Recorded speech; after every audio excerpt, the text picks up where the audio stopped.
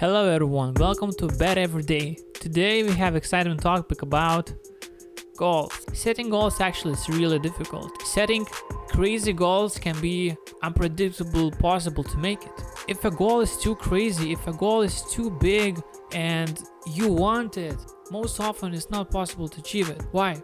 Because it's crazy and unrealistic, it's not clear, it's not determined when, and you basically left just with a wish to making some sort of money, to learn some sort of habit, to do some kind of activities that you never did before. It's just a dream. So making a clear goals, it's really important in order to achieve it. I'm not the expert for that, but there are people who created a methodology that is particularly concentrated on setting clear goals.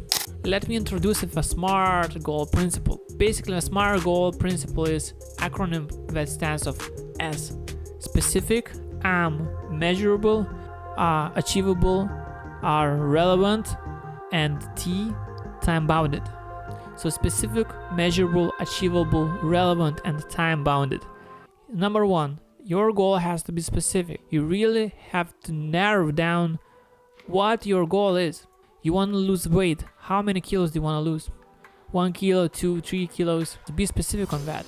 How much money you want to make? 100 euros, 200, 300, 400, thousands, millions, billions, whatever. Be specific on that, because later on your brain will start to think about ways how can you make that sort of money. Second, measurable. You have to be able to track your progress. How you can able to progress? How can you able to develop yourself?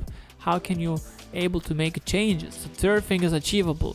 You have to understand if it's possible to achieve, if that goal is not crazy. If you would determine that you want to do 10,000 pull-ups in 24 hours and you only do 10 pull-ups in 1 hour, it would be crazy. If you do now 5 pull-ups and you say, oh, okay, by the end of the year I want to do 10,000 pull-ups, I wanted to make a world record. Probably it's not possible.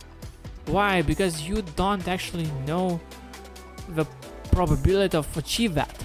You actually going a little bit too far. Nobody done that. People train years to work and we don't achieve that goal. I mean, if you set the goal too far, that is unrealistic, it's also very difficult to make it true. Set the goal which is really achievable. Really people make it in 1 year, in 1 month. It was already tracked before that it's possible to grow and develop that skill in that some certain time. Imagine you're running 5 kilos and you're already done. This is the maximum distance that you're able to do. And you set the goal by the end of the month to run marathon. Maybe it's possible, but you will get such a big pain in your legs, even a trauma that you will need to heal a long time later on. I don't know, maybe you will go to the hospital because you never get used to run that much kilometers.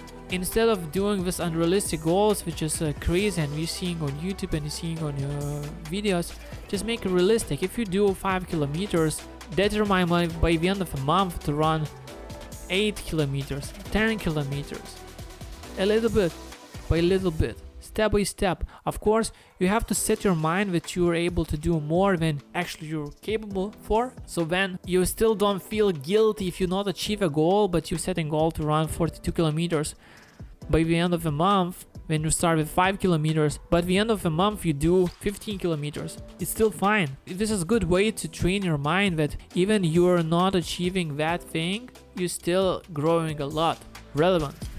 It has to be relevant with passion, with what you like to do, or just relevant with your success. Your goal should be relevant to the things that you want to do in your life. Example, I want to do 500 pull-ups in 1 hour. The goal is because I do like to do pull-ups, but I want to do more and I want to train myself to get better endurance. So my ambitions is relevant to myself because I do want to grow my endurance. You know, this goal could also be helpful for me to perform another tricks and be overall better in calisthenics.